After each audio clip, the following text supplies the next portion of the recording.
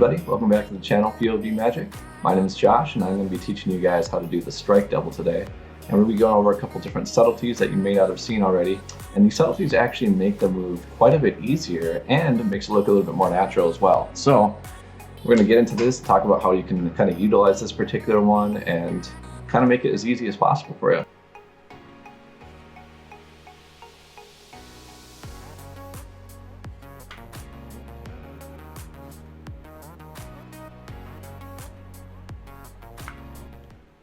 So why I like it so much is its simplicity and ease of access. There's no get ready needed, there's no pinky count, no thumb count. You don't have to push off 2 cards and get a break, nothing like that. So it can just be done very quickly and very easily. It's really not having to think about it at all. And that's why I like the strike so much. So I'm going to go over a few different ways you can actually turn the card over. I like to kind of do this little bit of a pop of the card. Kind of gives like this idea of the card being singular. So with that said, let's actually go over first how we're going to execute it with our right hand and how we're going to add in our thumb as well. So step 1 to this double lift is basically beveling the cards, and that's just going to be done with this kind of a spiraled bevel. You'll notice that the bevel is much more exaggerated at the front edge here. We actually want a bevel that looks kind of like this. So it's a little bit different looking than maybe your standard bevel, which is more like this. We're actually going to push in with our thumb, and at the same time we're going to use our pinky to push back into the hand. So there's 2 different points of pressure happening here. It's not just beveling with the thumb. So you can notice that the bevel is actually somewhat tapered. It gets more elongated as you go to the front. And that's what we're looking for. So if you're beveling your deck like this, that won't be as helpful. So the pinky pushes in towards the hand and then the thumb pushes out. And what will end up happening is you'll get this nice little bevel. Once you're here, you're pretty much ready to go. So the traditional way of the strike is to actually just feel for 2 cards and then turn it over something like this. That doesn't necessarily look very natural, does it? So instead, we're actually going to utilize this kind of a bevel maneuver to grab the card up closer to the front. It's actually going to be easier the higher up you grab to find those 2 cards. Obviously, if you go too high up, that might feel a little bit unnatural as well. So I like to kind of stick around in this region, maybe a little bit past the middle, more towards the front edge. So you have a nice bevel at this point. You'll be able to feel 2 cards straight away. It will take a little practice, but eventually you'll be able to just feel the 2 cards every time. Sometimes you might have to kind of riffle off a card or so, but that's not a big deal. Eventually you'll be able to feel it immediately. But I'm going to talk about how we can actually facilitate that action by pushing off of our thumb first. Now it's much easier to actually find the 2 cards than if I were to just try to feel it and maybe have to riffle off a card if I was off by 1. Now this riffling action is actually what gives away the double lift for a lot of beginners, and it's not necessary to do. All that you need to do is utilize this bevel and a slight push off of the thumb, and you'll be able to very, very easily feel those 2 cards every time. So traditionally I've seen the strike taught with the thumb on top and then counting the cards here and then doing kind of an awkward turnover like this. And it feels a little bit restrictive, a little bit tense. I'm not sure if I like that very much. So instead we're going to add in kind of this little pop, and then we're going to hold it in a get ready position. You don't have to actually hold the card in the get ready position. You can just turn them over simply like that and then execute another strike to turn it over. That's totally fine. However, I feel like it's maybe not as secure or maybe not even as natural looking. I think that for the initial turnover, kind of like this page turning one looks really nice. Now for the second one, I actually prefer to use a Vernon style turnover. It just feels a little bit more natural to me. Kind of learn this pinch grip, and you kind of hold it in your fingers like so. So you're actually letting card rest up in your fingers. You can see that. It's just kind of pitched upwards, and I have basically all my fingers other than my pinky are actually touching the card. And what I'm going to do is put a slight bend in as I'm doing this, because that will keep there from being a separation, or at least a noticeable separation. A slight bend always keeps it looking like one card. So once we're here, then we can just come in and we can again just pinch grip here and just turn it over like a page in a book. Now, like I was saying earlier, I do actually prefer kind of doing it with a Vernon style, which is like this kind of a grip. To me, that just seems more carefree, it seems more natural to me. But before I actually get into the turnover methods, let's talk about the subtleties here. So, like I was saying earlier, we can use our thumb to push over 2 cards, and that will allow us to feel the double more easily. Now, the push-off does not actually have to be a double push-off. You can push over 3 cards or 4 cards even and still execute this move. And that's why it's kind of overlooked in a way, because you don't really need to push over just 2 cards. You can push over a block of cards, and it's still easier to find those 2 cards. So this actually bevels the deck even more than you think. So you start out with a bevel, then you can push off a little bit. You'll be able to very easily feel those 2 cards there and turn them over. What I usually do is try to pretend like I'm doing a push-off double lift, but I don't really care so much about how precise it is. However, it is better to try to actually just push off 2 cards if you can, then all you need to do is just pick it up. But again, it's really not that important. So what we're going to do is we're going to use kind of this section of the thumb, right between the thumbprint and the nail right about here. And we're going to feel the beveled edge here and use just that small portion to push over some cards. And what we're going to do is use our middle finger here to kind of strip away any extra cards. So this is going to help strip away too many cards being pushed off. But again, it doesn't matter if you push over several cards. So your thumb will kind of start right along the edge here, but slightly below the edge. And you're kind of already going to use it as a block, so that if you were to push over, you're not going to get more cards than where your middle finger was. So if you start your middle finger kind of down here, when you push over some cards with your thumb, it won't allow more cards to go. It's just going to allow the amount of cards that were not being blocked by your middle finger. So you can actually get more precise with it over time, and kind of get it right there, right where you want it. And now when you push off, you'll be able to get like 2 or 3 cards very consistently. As you can see, I had 3 cards there, but it looked like only 2, which is what we want, right? So keep practicing that a little bit.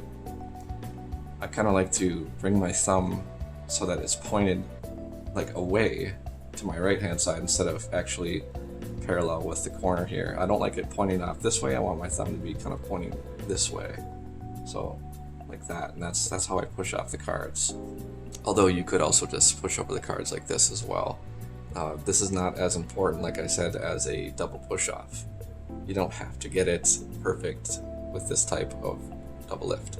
All we want to do is just push off a few cards, and then as we're doing that, at the same time, we're feeling the pushed off cards for the 2 cards. And you'll notice, like, as you do this, that it is actually much easier to find 2 cards when you push off a few first. And it actually kind of looks like your thumb is pushing off the cards at the same time, so it also gives this kind of nice illusion like you're pushing over 1 card. But the reason I like to do it again is because it makes it easier to actually feel the double. So once you kind of get that motion down of just pushing off a few cards, eventually you might be able to get it to the point where you're just pushing off 2 cards consistently. But again, that's not very important. We just want to make sure we're pushing off, a few cards. It could be more than 3, it could be more than 4, but you don't want to push off too many because you want to have a nice clear separation between the cards that you pushed off and the rest of the deck.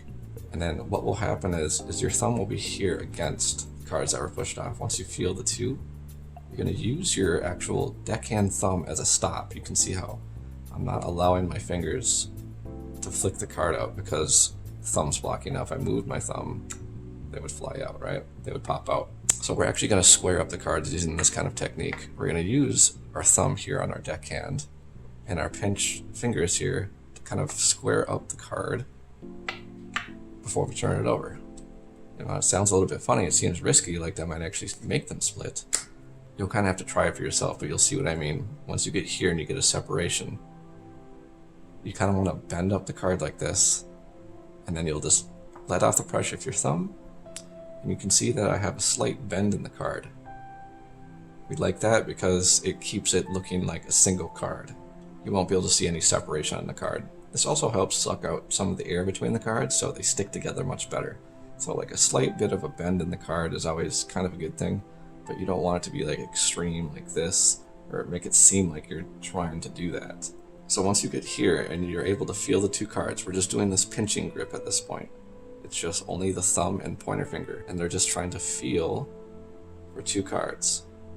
Once you find it, you're going to separate it away from the deck, and you're going to bring your middle finger underneath. So you're going to have your pointer and middle finger right next to each other like this, and underneath, right in the middle, and then the thumb pinches down. So this is the kind of pinch grip that we're going to be using when we're squaring up the card. Let it go and pop. And at this point, we can literally just actually do the turnover. I do like to use my ring finger to kind of help stabilize the card a bit when I turn it over as well, but it's not necessary. So you can kind of see you're here, and then I'm going to actually bring my ring finger down here as I turn it over as well, just for some extra stability. So it goes from here to here to here. Now at this point, you just kind of just let the cards fall naturally. Now I really don't like this way of turning over the card, where you kind of go like this. It doesn't feel very right to me. And then it looks really weird too. So it's actually better to kind of challenge yourself a bit and learn how to actually just line up the card here. So your fingers are going to be kind of sticking out above the deck, and you kind of angle your hand down a little bit. That gets it so there's a little pivot point here at your fingers and the deck. So you want to keep your fingers right up against the deck so the card doesn't get between the deck and the fingers like this. You don't want that. It's almost like your fingers are a little shelf. So once they're resting there, it'll be a lot more secure, and then you can literally just let it fall much more naturally. However, there are some other ways that we can go about turning over the double. Now, when you turn the card back over on the deck, you can use any kind of turnover that you want, because what you're going to do is get yourself set up in this kind of a get ready position where you're able to kind of bubble the card up. And now I can manipulate the double however I would like. Like if I wanted to grab it by the corners, I can do that. I can do some little flourishes or whatever crap that you want to do. But yeah, that's another option as well. So once you're here, you kind of have the opportunity to kind of bubble the card up using your index. You push down and you keep pressure with your thumb. And you want to make sure you out jog the card a little bit. So you're going to turn it over slightly in the front. As you see here, I really only have just this very small amount of the card sticking out over the front edge. And that's all you need to be able to bubble up the card like this. So once you get here, obviously you can do whatever kind of a double lift that you want, or any kind of double turnover method that you like. You can even do like, the Stuart Gordon style if you wanted to. You can do anything. It really doesn't matter. However, for this tutorial, I'm just going to use a couple different ones that I really like to use. One of them is just this simple turnover like that. And then I use a Vernon grip style double turnover to turn the card back over. The other one is to just literally just let the card fall on the deck like that. Now that might seem risky, but you'll see that once you get the air out of the cards by bending it, it doesn't really want to come apart very easily.